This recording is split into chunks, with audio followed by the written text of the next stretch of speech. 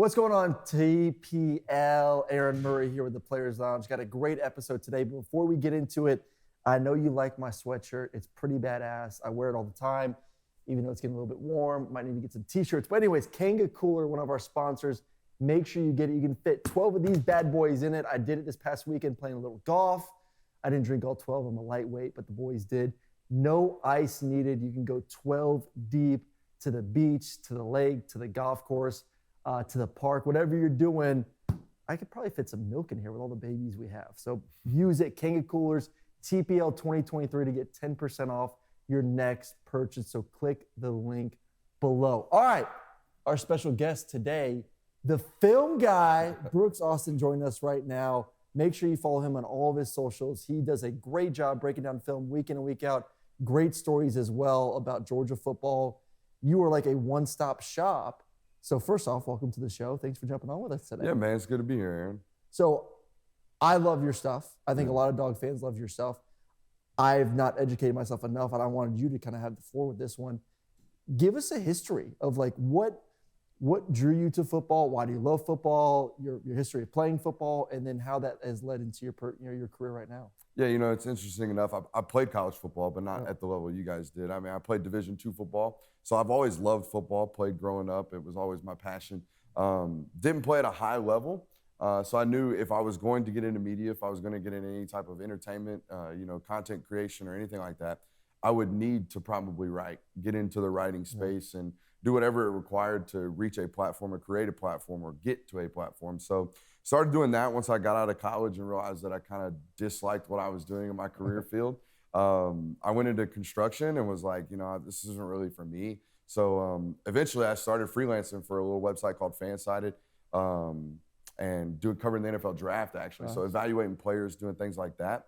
And one day got a direct message saying, hey, we're starting this new company, going to start some team sites, and we have an opportunity to pay our writers in either the Georgia or the Georgia Tech space. And I thought that was a pretty easy decision. Yes. So chose Georgia, and here we are like 4 years later and 5 years later. It's been a lot of twists and turns, and we've created a lot of different avenues. Like you said, one-stop shop. It started writing, and then it got into kind of an audio presence, and then a video presence, and then a recruiting presence. And now, we try to be a photographer as well. So try to do it all, man. You really do it all. Were you a writer before? Because I feel like that, to me, that's the hard part. Like my wife's a great writer. Yeah. She's an attorney, so she has to write all these great letters. So I always thought like, hey, I would love to get into it.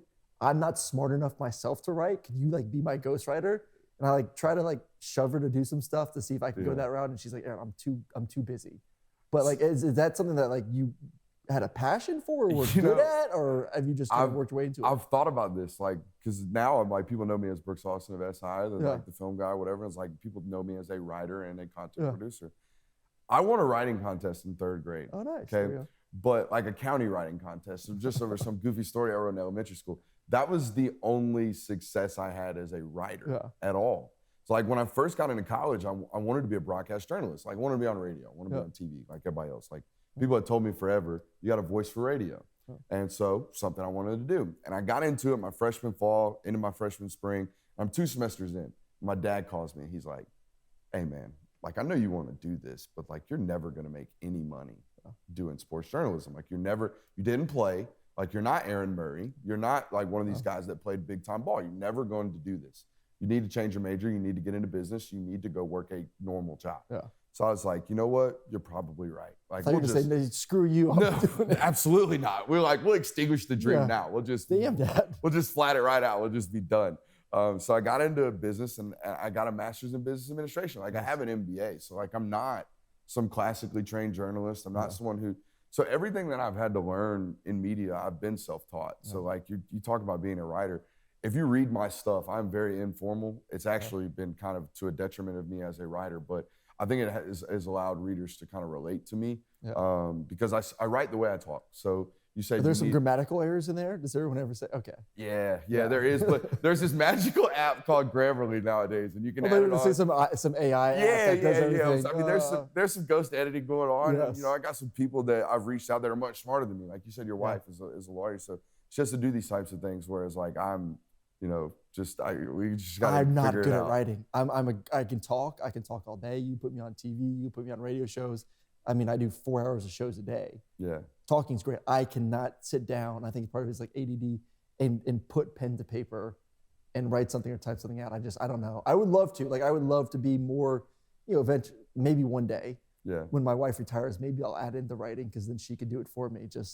But I mean, with all this AI stuff I was about nowadays, to say, I'll be honest with all you. this AI stuff, you could easily do it. The SI guy probably shouldn't be saying this, but like, I don't know how much longer we'll be writing. Yeah. I mean, in 10 years, if you told me that people on the internet were only watching video, I would not be shocked. Yeah. I mean, even every article we write on SI, there's video at the top of it. Yep. There's video embedded in it. There's video played in it. So like, I understand, and even our metrics say that they're no longer like reading that much longer. Like we have the stats on them. We know how long you're on the website. So like we know what people are doing and how users are ingesting our content. And I think over the 3.5, 4 years that I've been on the beat, you can see my content has altered. Like we do different things than we did in 2019. I mean, heck, in 2019, I didn't even have a YouTube page. I wasn't even doing films. So like, I think that was the lesson, that if there is a lesson to be learned about my journey, is that like whatever people are gravitating to, just give them that. Like, don't do anything else. Just give them that. I feel like the short form has grown a ton. Like the TikTok, the Instagram, obviously the short messages on Twitter.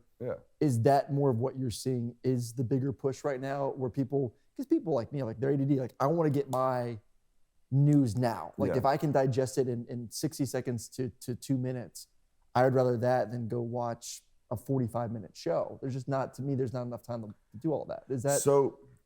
I definitely see that in the metrics, right? And especially in digital print. Like what we're doing in print media nowadays is like they're like longer than 3 minutes is impossible. So you got to keep it under 1,000 words, really, to honestly, if you're going to have them ingest 100% of the content. Me as a video specialist, though, when I'm doing video content, that's hard for me. Like it's been really, really hard for me to be tight, is what you're talking about, right? Like keep it under 2 minutes and 20 seconds. Whereas like me personally, I prefer long form. Like if you look at what I do, I'm almost strictly solo. Like I don't do a lot of guests. We just either do me and stand up and with single shot or multi-shot camera solo, takes and whatnot, or we do the film stuff and it's just me. And I have a very, very hard time of being tight. But I find the best people in the industry, like, dude, they're doing it. Like, they're being extremely tight. Even if they're doing like 30-minute shows, they might do like 14 topics that are like 2.5 minutes. And I'm like, and then they just cut it up. And I mean, even this explanation was 2 minutes long. I can't do that. No, it's not me. Yeah, it is. It's long to short. It's like, let's do a 45-minute show, but then let's cut it up into 15 different segments and post 15 3-minute segments on the website. The more, I mean, I've almost found it's like, it makes the producer that much more vital. Yes. Like, I think your ability to post edit is so vital nowadays to be formidable on a platform like TikTok, where it's like, those aren't coherent sentences. No. Those are chopped and spliced. Like that's just, you took this and you just you literally took a 6-minute conversation, turned into 30 seconds. And it sounds like that. It's like, it's awesome though. And there's no dead space, no dead air, and then just the post-production and the cost is crazy. Like when we get some of our quotes, like damn. But like you need it. I don't know how to do that, and there is a rhythm to it in the creation part of it. So, oh man, it's a new world. It's all about consistency. For you, is there an ever fatigue with consistency? Because you're on it. Like especially like game day, you are on it when it comes to posting on all the social medias, staying in front, what you have to do to kind of hit those algorithms, and obviously get your voice out there. I think I kind of enjoy the rat chase. Like I don't know if this line of work would be as addictive to me as if it weren't constant. Like I never have the ability to shut my brain off. And I think that that's ideal for me and where I'm at. And I've been able to channel that energy and channel that constant work process into something that I can monetize. And that's extremely important, obviously, because I'd be spinning in circles and broke. So that's not valuable in today's society. But I mean, in terms of like fatigue, I mean, I get tired, don't get me wrong. I mean, during the season, particularly on game days, you're talking about a game day where we might publish 15, 16 articles in a singular day. And when you're the lead publisher, obviously I'm not writing all those, but every single text and every word and every comment period that goes out on our website is filtered through me. So it takes quite a lot of time management and just constantly doing the next thing. So like I had to make conscious decisions to delete things like TikTok and to like really be adamant about where my time management is and Yep. where I'm focusing, and on top of that, 2 kids and a wife and all the things that come And with that's life. the hard part. Yeah. The life outside of just trying to, because like I feel like for us with the young kids, we're trying to say like, no phones. I try to do a good job of not being on my phone as much as I can around them. But like game days, he's wanting to play, and I'm like trying to like tweet updates or my thoughts or give my opinions or create a story or do this, that, and the other. And it's just like, it's a balance of all of that with the kids too, of making sure that they get their attention and they don't think that like this phone is life and everything revolves around this phone. But for our job and content, it kind of does dude, a little bit. It's almost impossible. Yeah. It is impossible for me. If I do not have my phone on, if I do not have a smartwatch Yeah. on, I'm losing money. I mean, Yes. essentially, because like it's no different than people day trading or trading stocks. Like if a news story hits and I was unprepared for it, if I'm the last one to it, I'm the last one read. Yep. Like that's the way Google's algorithms and inputs work. I mean, they have coders, they have readers, they have all different things, but the most important thing is time efficiency. Yep. Are you getting in, and are you getting in first? Yep. And people will say, well, that's kind of a shitty model. Yeah. Like especially when we're talking about journalism, like Yeah. it's supposed to be quality over quantity or not today. Nowadays speed. it is now, Yep. and the ability to silent, edit, and go back and fix things and republish and all that. Those are great tools, but the time efficiency is the most important 100%. thing, and you can't do that if you're not on. Like I've thought about often getting or changing my methods. Like you can be reactive, or you can be proactive, right? Where you can go, news happens, a couple hours later we can get in front of a camera and do it. Whereas like now I have to, news breaks now, right now we gotta go. And then in a couple hours, once everything settles, we can be reactive. We can get back on there and we can start talking about things like that. And I don't know which one I prefer because I kind of have both jobs, right? I kind of have the newsbreaker mentality while also the news reactor mentality. But there is no preference for me. The preference is get it done and get it done now. You get it done now. Yeah. You have to, like even if you're at the damn park with the 2 kids, it's like, all right, so-and-so just got arrested or so-and-so just did this or whatever. Hey, in 60 seconds, Maddox says on my damn, I've done a couple where my son's like on my shoulders. Yeah. We're walking around the park and I'm like, I gotta shoot this. Maddox, you're gonna be No, it has on the to video. happen. It has And to happen now. Like we can talk about, like the audience members might listen to this and they say, well, hey, kudos to those guys for working like that. And it's great. I'm glad I have the work ethic that I was blessed with. But dude, if I didn't have my wife, like if my wife was not comfortable with me being a psycho, we wouldn't be here. Like it wouldn't be, I would just be some guy spinning in circles. So like, I mean. Or divorced. Yeah, or divorced. Yeah. My divorced. my support system around me allows me to be me, and I know that for sure. All right, let's talk a little Georgia football. Spring ball is going on right now. Obviously, you know the ins and outs of Georgia football and the players and the coaches. The big offseason change was Monken. Monken moves on to Baltimore. My boy Bobo is back, which I'm psyched for, but I'm biased. I know there's a lot of fans out there, media members that aren't sold on Bobo, but it's my guy. Yeah. And we put up some points back in the day. What will you miss most about Monken, and what are you most nervous about with Bobo? So I don't really have nervousness about it because, I mean, he's a smart one thing I've always loved about Bobo is I think in like a 12, 13 play span, he might be one of the best coordinators in the country. Like his ability, especially at like schools like Auburn and Colorado State, where he didn't really have a ton of talent. Dude, there were like multiple drives in multiple football games that I studied of Auburn, like particularly against Georgia, where they're so outmatched. Yep. Well, like the opening drive in 2021, I think it was 2021 is last year at When Auburn. Shanker dropped it? Bro, he is walking the ball down the field know. with Bo Nix and some scrubs with an opening script that was just, all right, y'all are weak here, we're going to beat you. And that's the best defense we've seen in college football in like 10 or 15 years. So I've always been super adamant. I had literally like graphics made called Bobo in his bag for when we were doing film study on Auburn and South Carolina. Because there was like literally 15, 16 plays in a row where he's like, all right, I have a chance to win this ball game. And we have to hit these 15 plays. These are the winners.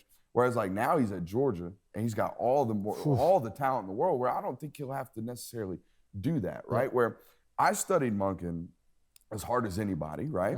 And what was always fascinating about Monken, my favorite thing was like he had like 5 or 6 winners that he obviously had on Tuesday. Yes. Right? He studies the team. He sees what they do. This is going to whoop their ass. And we're going to do this. But we're not going to do it until we absolutely need it.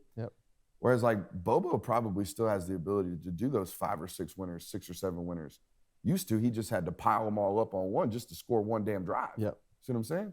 So I don't Well, he have has any the talent. nervousness. I mean, Yeah. I covered him at Colorado State. I covered him. I had that Auburn game versus Georgia. Yeah. Just didn't have the talent. Never had really consistent quarterback play. Auburn, they didn't have any receivers. Really lack of offensive line as well. Dude, his primary weapon was Demetrius Robinson. Yeah. At Auburn. Who and that play dropped the dig route coming from left to right through his hands on that fourth down. And that was a play that could have kept them in the game. So just to me, yes, it's great to see a coordinator go out there and ball out without the weapons. I think he's still a good coordinator. But when you have him, man, you're only as good as your players. Like we always say, man, it's not about the X's and O's, it's about the Jimmys and Joes. Like if you just get out there and just say, hey, our guys are bigger, faster. I got Aaron Smith. I'm just going to run a post route.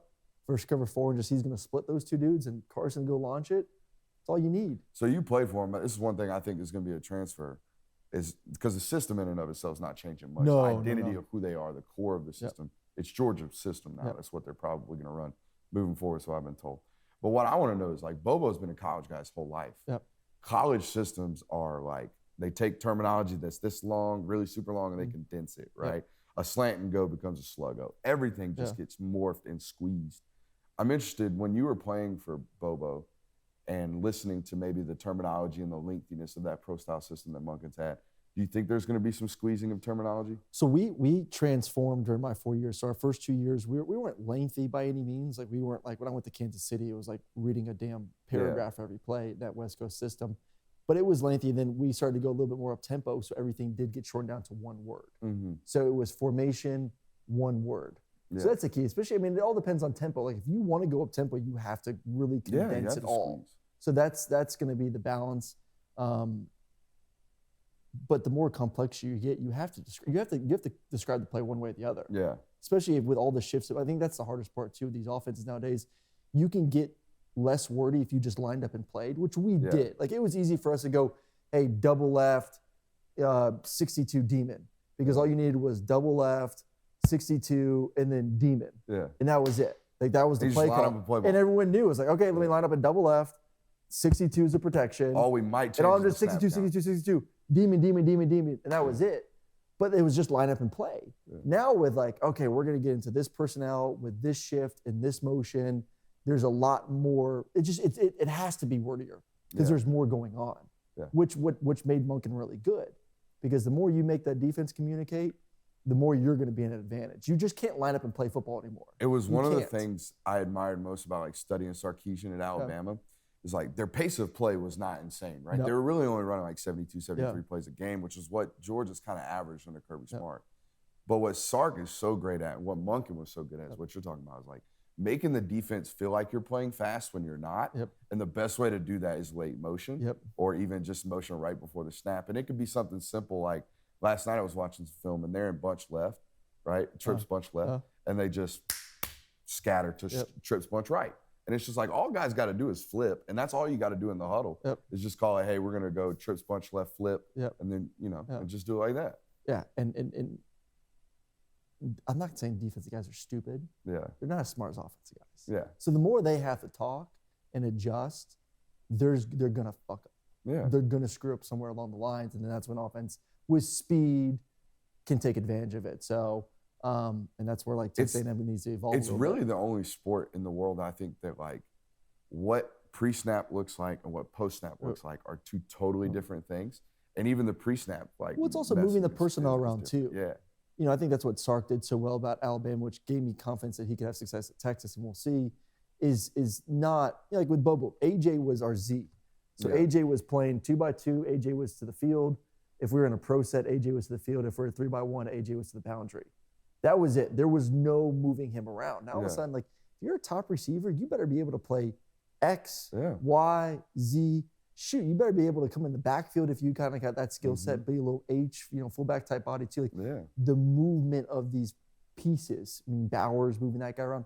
To me, I think the biggest difference we will see, and it's a little bit personnel, maybe a little bit less 12. We'll see. Byproduct, right? Yeah, just byproduct of losing Darnell. But I mean, I know they like the young tight end. But Bobo's offense always has elite receivers, and that's something Georgia's lacked for the past 2 years. Not saying they haven't had them. Yeah. The production hasn't been consistently there. McConkey had his ups and downs last year, finished off strong. AD was out, Pickens was out for the season. There's never been like a consistent dude, this is a game-changing receiver. The offense is run through the tight ends. Yeah. And it's run through the running backs, honestly. It's been like tight ends 1, running backs 2, receivers 3. Do you think these receivers will take a step forward going forward and be a little bit more a part of this offense? Yeah, I think they'll have to by nature, like you're talking about, right? You lose Darnell, and you're not going to stop running 12 personnel because Delp's a really good football player. Lawson Lucky's a really good football player, and Pierce Burnham's a really good football player. Not going to suddenly stop being a tight end heavy football team, but when you lose an inline guy, I think that's the most important thing. They lost a guy who can put his hand in the dirt and block defensive ends and block, guys on the line of scrimmage. And when you lose that, you have to now morph into a more spread-based personnel football team. So you won't see as much of heavy boxes. And when that happens, you're going to see a lot more space and things opening up for the wide receivers. But I think most importantly, they have a lot more talent in the room, I think, now, with the additions of Ra Thomas and Dominic Lovett. Those are like 2 number 1 target type guys at other SEC programs, right? Now, they might not be the best receivers in the SEC this year, but they're going to be close. They'll be top 5 talents, when it comes to the ability to go track it and go get it and get open. So I think that and the combination of a guy in Carson who's been around for 3 years, and I think who kind of has a solid base of what he's doing and operates. Like that dude operates within the system. So you think it's Carson's job? I think it's Carson's job to lose. I mean, I think that's been pretty clear-cut and obvious from just kind of the tea leaves, just reading the tea leaves over the years. I mean, I don't read too much into it, but I read everything into what Kirby does. I think what Kirby does is very, very important. And right as Kirby gets the Gatorade dumped on him to win his 2nd national title, I mean, dude, he's shaking Carson Beck's hand. Like he's in Carson's ear. Well, he knows Carson's a stud. Yeah. I mean, he knows Carson's a stud. I think everyone knows it. I mean, Carson was slated to be the guy 2 years ago. Yeah. And then, was it maybe righty? Stetson throws 5 touchdowns versus UAB, and it's like, okay, we can't take this kid out now. Yeah. But talent-wise, I think he has been the most talented quarterback in that room. And from everything I'm hearing, he's taken his game to another level when it comes to preparation, when it comes to leadership. I feel like he knows it's his job now. He's the older guy. He's the elder statesman. Now it's time to go out there and do it. So I think this offense is going to be awesome. I think it has the potential to be top 2 or 3 offense in the SEC next year. I mean, there's like serious buzz from football people around Carson Beck. Yeah. Because like if he's 6'4.5". Yeah. He's 230 pounds. Big arm. And that ball comes off. Well, and he's more athletic than you think too, though. Yes. Like he's not Stetson. He ain't gonna break 20, but he can move. Kirby does everything for a reason. Yeah. Kirby was asked the national title, after the national title, did Stetson Bennett change your opinion about the athleticism required to play quarterback? And you know what he said? He said, Stetson's about an 8 on a 1 to 10 scale about an athlete. And I think you need to be about a 6.5 to play the quarterback position. If Carson Beck ain't a 6.8 on the athletic scale, I don't know what it is. I mean, that's the first thing that jumped out to me when I saw him in a scrimmage 2 years ago. He did a couple rollouts. Yeah. And he looked so smooth getting outside the pocket and running and throwing on the run. Like, man, that kid's athletic. Like, I don't think it's instinctually for him to, like, take things. Like, for Stetson, if it wasn't there, Stetson's gone. That's his game. Yeah, that's his game. Yeah. Like, I don't think that's Carson's game. No. But he's more than capable of moving the pocket. He's more than capable of things aren't there, getting 5 yards, getting down. So that will be a little bit different, but I do think you'll see a significant more improvement throwing the football down the field, getting receivers involved a little bit more in this offense, scoring, I would say, high 30s, low 40s. As a talent evaluator, you always check the athletic backgrounds of all these kids. And it doesn't take long to reach or, do any type of research into Carson Beck to know that he was an AAU basketball player, okay, like a high-end one in North Florida. And he played shortstop for his high school baseball team. Like, this is a premier athlete at 6'4". Yeah. Whew, I can't wait. All right, we're going to have a little bit of fun real quick. Don't forget Kanga Coolers, though. What camera are we looking at? This camera.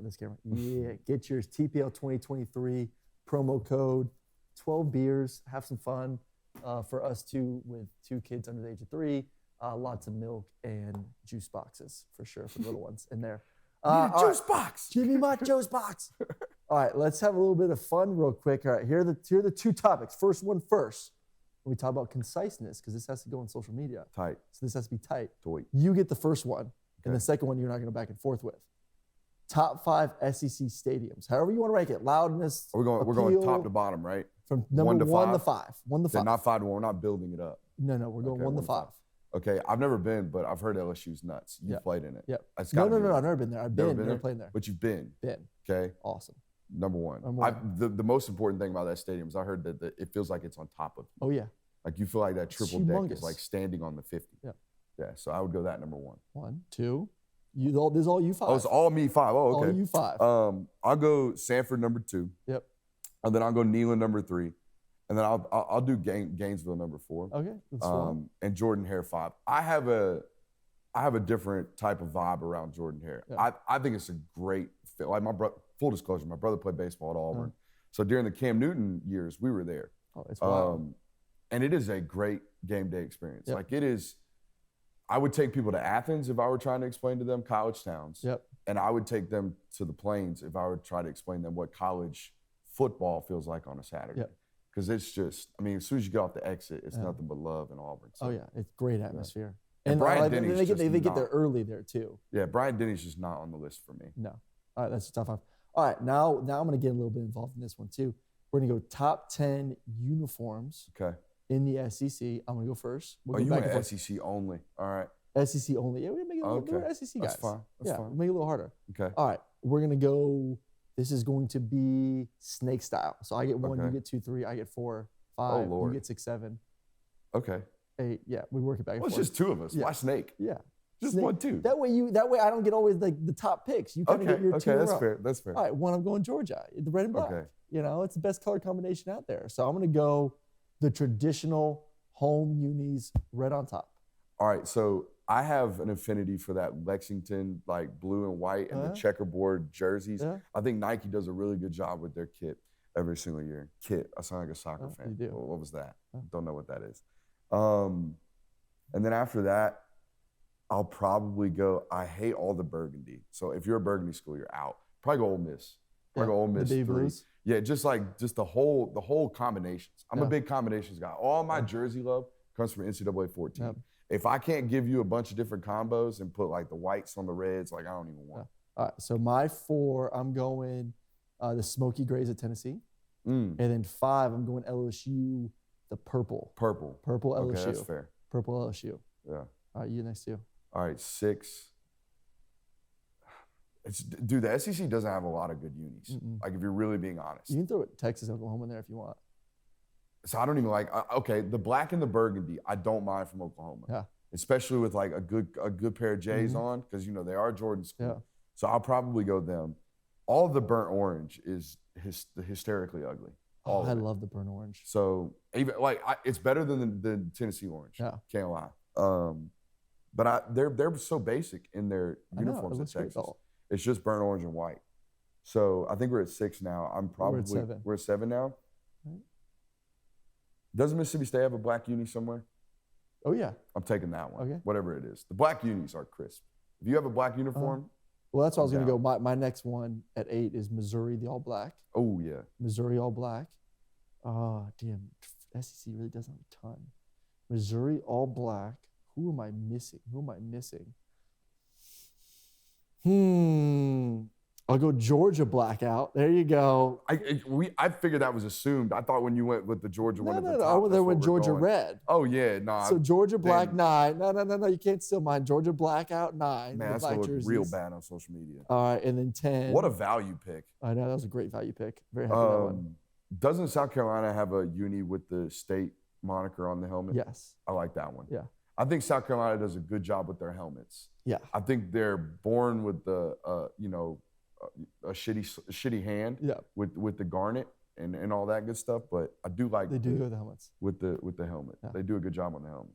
I like it. I'm glad I got number 9 at Georgia with all black. I can't Or believe the black jerseys. That's Fell bad. to That's number bad. 9. That's bad. That is bad planning on our end. All right, well, that's it for this week of the Players Lounge. Brooks, awesome, man. Appreciate you jumping in with Yeah, me man, once no again. doubt. The film guy does a great job all year long. Film breakdowns, article breakdowns, all the content. I mean, it is, like I said at the beginning, a one-stop shop. And, man, appreciate you jumping on, giving us a little history of yourself Yeah. and getting us ready for the Georgia season. No doubt. We'll do a home and home. I'll see Yeah. you soon. Well, some fun. All right, we will check you later on in the week with another great episode here at the Players Lounge. See you.